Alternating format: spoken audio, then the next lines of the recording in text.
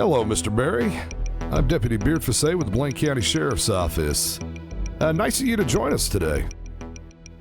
Well, I didn't exactly have a choice there.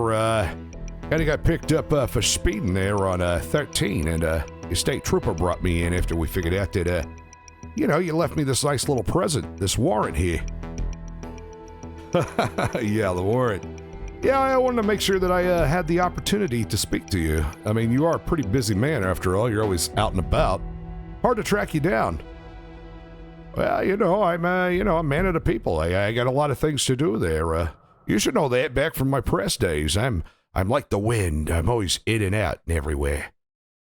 You definitely are like the wind. You're definitely very slippery, I should say that. Now, what do you mean by that? Slippery? That's kind of a bad thing. And here I thought we were getting off on the right foot and everything. Well, always did kind of like you, Mr. Barry. I liked your news reports and everything, but I got to say I'm a little bit shocked by a couple of allegations and things floating around out there. Like what kind of allegations there? I don't know of anything that's going on. I kind of find it hard to believe, but let's talk about those allegations, Mr. Barry. Let's see here.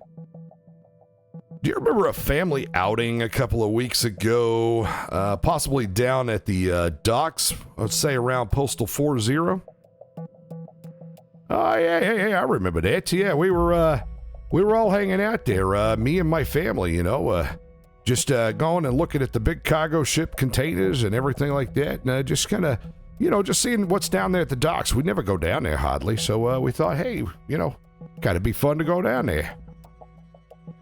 Right. Well, that's what a couple of your family members said. It sounded like it was a fun outing. You remember who was with you? Oh, yeah, sure. It was Wilma, Bill, myself, it was, Bryce was out there. Let's see, I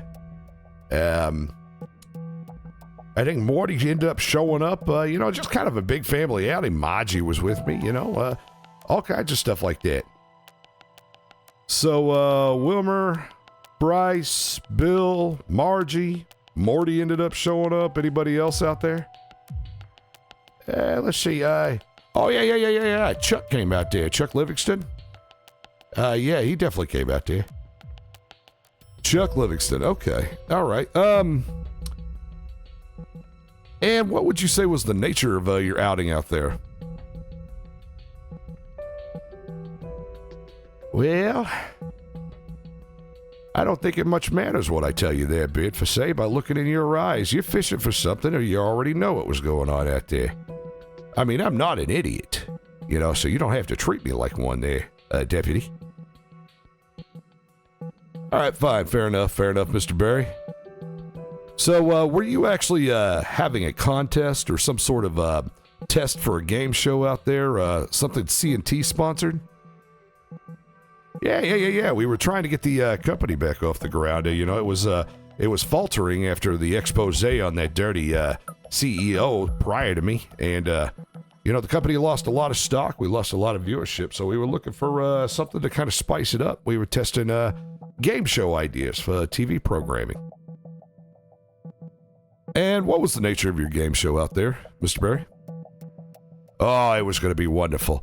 It was like an extreme version of hide and seek, if you will. We were going to pit 5 contestants against 5 seekers, if you will. The only thing is if you were found, you were tased. So we had some rather low voltage tasers. I kind of had them made. I talked to the guys in ammunition. They didn't have the standard voltage that, like, say, your tasers had. They were like, half or a quarter. At least that's what they were supposed to be anyway. But, yeah, I mean, we were going to go out there, basically put people on the first floor of the cargo ship out there. They were to hide, and then we'd set the seekers out a couple of minutes later. And then it was just, a survival of the fittest. And the last one standing won, the grand prize. And what was that grand prize? That was a yellow Ferrari, if I remember correctly. I mean, we did, I had to make the prize pretty big there. I had to get a lot of interest in the game show here. Kind kind of got to get those ratings. So, yellow Ferrari. And how exactly did your contest go there? Yeah, once again, I know what you're fishing for there, Beardface, and like I said, I'm not an idiot, so you should probably just quit trying to treat me like one. You know, I might be known as Larry Berry and that lovable idiot out there, but that's because I want people to think that. That's part of my brand there, Beardface. I'm not an idiot. You know exactly what happened out there. There was an accident. There was an accident, yes. Let's talk about that accident, Larry. So tell me exactly what happened there. Well, we had about 5, 6 contestants. I can't remember the exact number. Like I said, we were just testing it. We instructed everybody to stay on the bottom deck, the first initial deck with all the cargo containers. Somewhere along the way, Wyatt Thompson had walked up the stairs, along with, I believe, a Virgil Steenwater, who was the eventual winner of the car. He had walked upstairs too, kind of wandered upstairs. Somewhere up there, up on top of the stairs, Wyatt apparently slipped and fell, and fell basically off of the tower. It was pretty unfortunate there. Actually, it's put quite a damper on the production. Yeah, I imagine it did put a damper on the production there, Larry. So, you said he slipped and he fell off the tower. About how high was he? Well, I mean, from what I gathered there was a couple of flights there, so I honestly think he probably was at the tallest point of that tower. At least the tallest point any human can get to. You know, we instructed everybody not to go up to the top there. That was a big instruction, and, you know, some people took it upon their own, volition to walk up there onto the top, and Mr. Thompson did that, and unfortunately he had an accident. You know, it was very unfortunate. It was very, very unfortunate. So what happened after the accident? What did you and your quote-unquote crew do, Mr. Berry? Well, you know, Dan Morgan was there. He was part of the crew. He rushed over immediately and started to administer aid. One of our contestants happened to be, have some paramedic training or something like that. He rushed over. Bryce rushed over. And they were all administering aid. I can't recall exactly, but I think I had either Bill or Maji call 911, but I can't remember right off the top of my head. But we tried calling 911 out there and getting an ambulance immediately. And what were you doing, Mr. Berry? Well, the accident caused quite a commotion, so we had a bunch of people rushing up there on the deck, and I was kind of having to play crowd control, trying to keep people back. I trusted the people that were working on Wyatt. We were trying to get him help there, but we had a lot of curiosity, and so I was trying to keep people off that top deck and give my crew some room to try to assist Mr. Wyatt. And you weren't happen to maybe, schmoozing the crowd a little bit, trying to distract them a little bit, maybe rushing Mr. Virgil over there to accept his first place prize, anything like that? Well, I mean, I did what I had to do there, Beardface. I was trying to keep everybody, in check.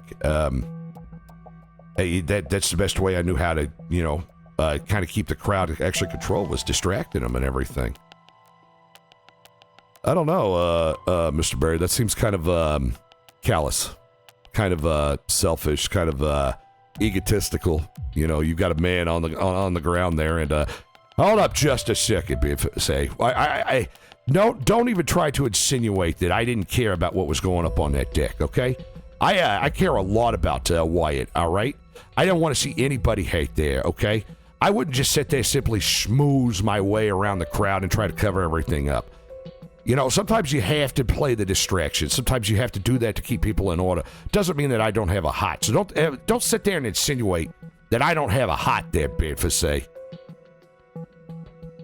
Well, I mean, if the shoe fits, Mr. Berry, You know what? Screw you, okay? Screw you. I care a lot about Wyatt. Yeah. Let's talk about that, Mr. Barry, because what exactly is your relationship to Wyatt Thompson? You know, Wyatt was a good kid. He's always been around. Every time I ran into him, really nice guy, you know, and I ran into him a lot. He was always around the county. And, you know, we would talk and everything, and after a while, he befriended my boys, and it was almost like they were brothers, even though there was no blood relation or anything. And I mean, hell, even Wilma went into business with Wyatt to open up the burger shop, you know? And Wyatt was always just this guy that walked around, and he was kind of envious of the whole family situation. Well, I wouldn't say jealous, but, you know, you could tell that, like, that the poor kid wanted a family as well. So, you know, I kind of tried to adopt him as my own and everything. Morty did actually physically adopt him because, you know, nobody knows who his parents are. And we treated him like he's our own family. So screw you if you think that that you think I don't care about Wyatt, you know? Screw you for that one there, Beardface. I've been told that Wyatt had amnesia. Do you know why? Yeah. Wyatt did have amnesia. Morty thought it would be funny to, you know, buy Wyatt a grenade or something like that. There was an unfortunate accident with the grenade. It kind of blew up. Wyatt ended up in the hospital, and unfortunately, he had some amnesia after he came out. And did he have amnesia when he got on that boat? Yeah. He did actually have amnesia. So if you care about Wyatt so much, Mr. Barry, why'd you let him get on that boat? Why did you let him compete in this? I wasn't going to sit there and, you know, not let the boy live his life or treat him weird. I thought it would be a good idea to just maybe he could have some interaction with the family and everything else, and maybe that would spur something to come back. I don't know. I'm not a freaking doctor, Beardface.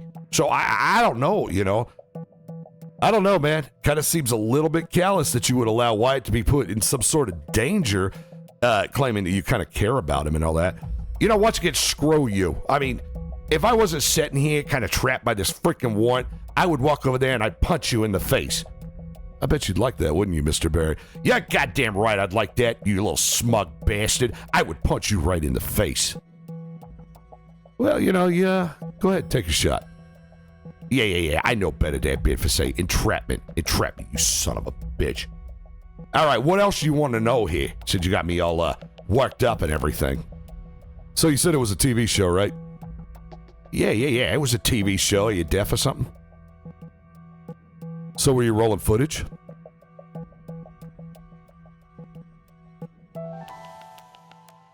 Yeah. If that's what you want to hear. Yeah, we were rolling footage, mostly beef footage. Just wanted to get an idea to see how this show would look and everything. And did you get footage of Wyatt's accident? You know what? No, I didn't, Beardface. We were shooting everything on the first floor, like I said.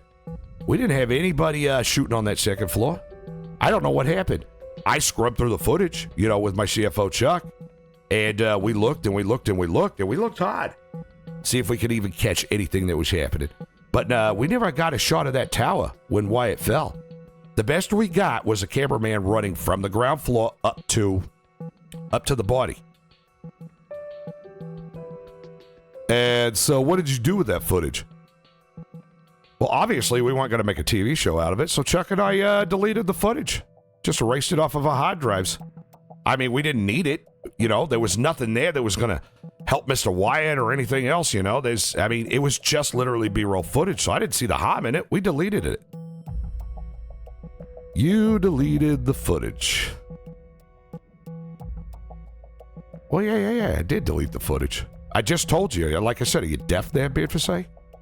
I mean, is old age going to you? I'm an old guy, too, but good God, I think I'm in better shape than you are. Very funny, Mr. Barry. You know what I think? I think you deleted the footage to cover your own ass.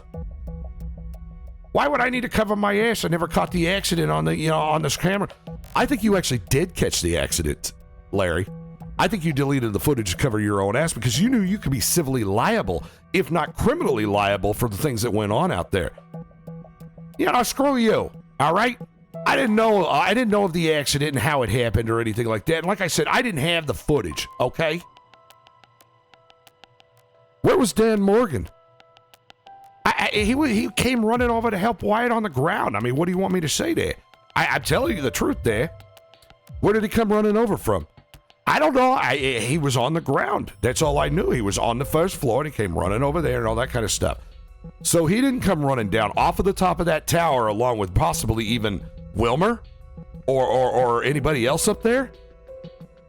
I didn't see that. No, I don't think so. I mean, the people who were doing the tasing were supposed to be on the bottom floor.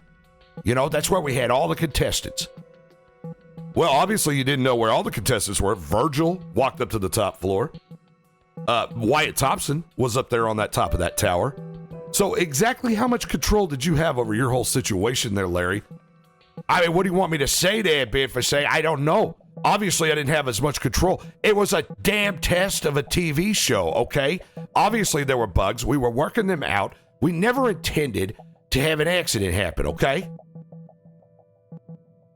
So what did you guys do after, Larry?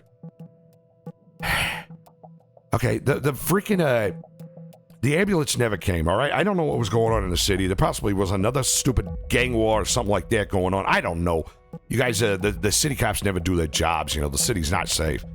But, it's, something was going on. But anyway, the ambulance couldn't make it out there. And, because I care so much about Wyatt, even though you don't think I do there, Beardface, I told my boys, I told Wilma and I told Chuck, let's let him up in a truck. Let's get him over to the nearest hospital. And, that's what they did. We got him in the nearest hospital. We loaded him up, and then we took him to the nearest hospital. And what were you doing? I was trying to keep everybody calm, so I stayed behind, but I immediately rushed over to the hospital afterwards. We just had a lot of people there, a lot of questions, everything else. I was trying to get people kind of settled down and off that dock or anything, kind of like that. Meanwhile, my family was running over there, okay? What happened after that? I don't know. I mean, the hospital said Wyatt couldn't be seen at the time. We left. We kind of thought maybe he was in surgery or something like that. And shortly thereafter, we got a notification that Wyatt had passed away. And it was a shock. Wyatt was too young to pass away,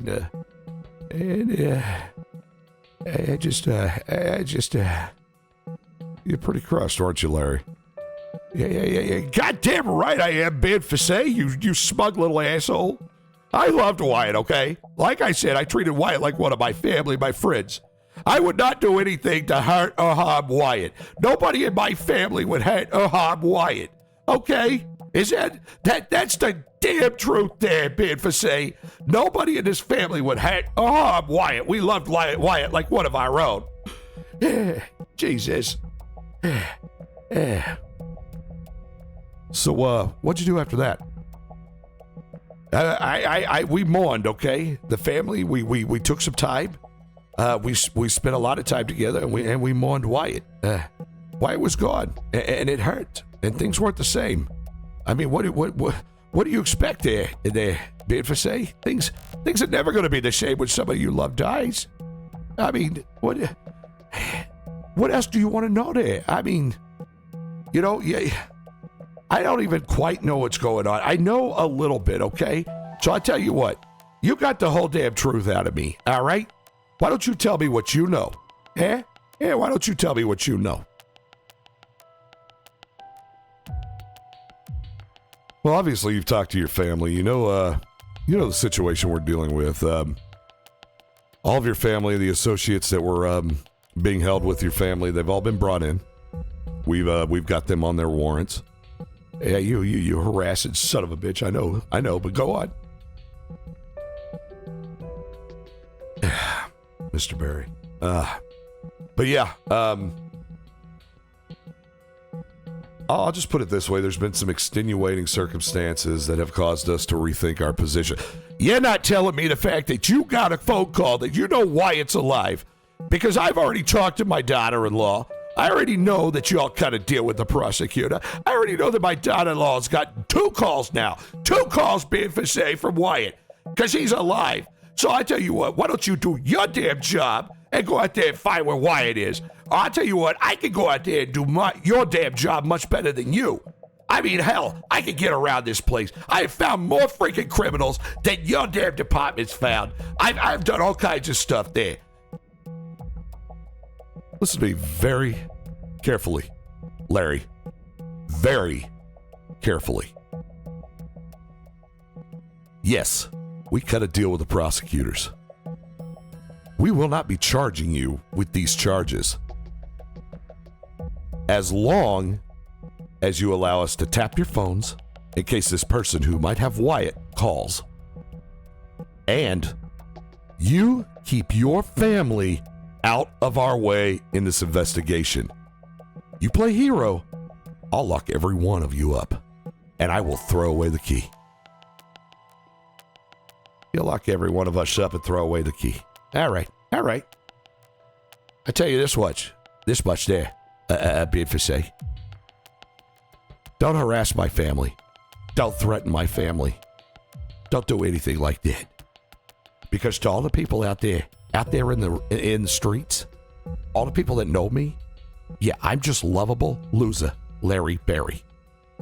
But I swear to God, if you mess with my family,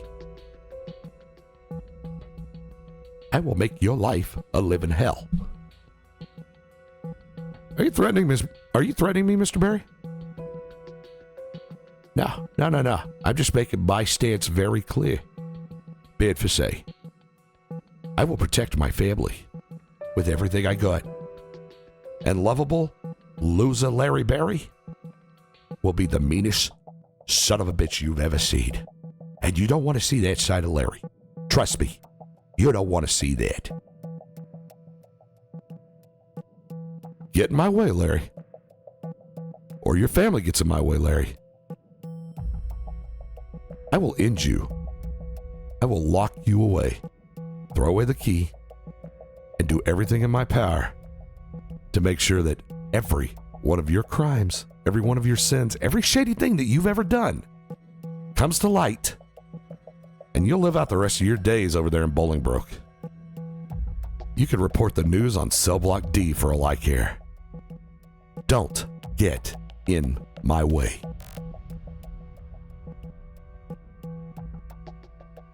All right, Beardface. Don't get in my way either. Are you done here? Because I think it's time you sign that paperwork. I think it's time you tap my phone. And I think it's time you let me go. Yeah, I think we're done here, Larry. Yeah, we're done here.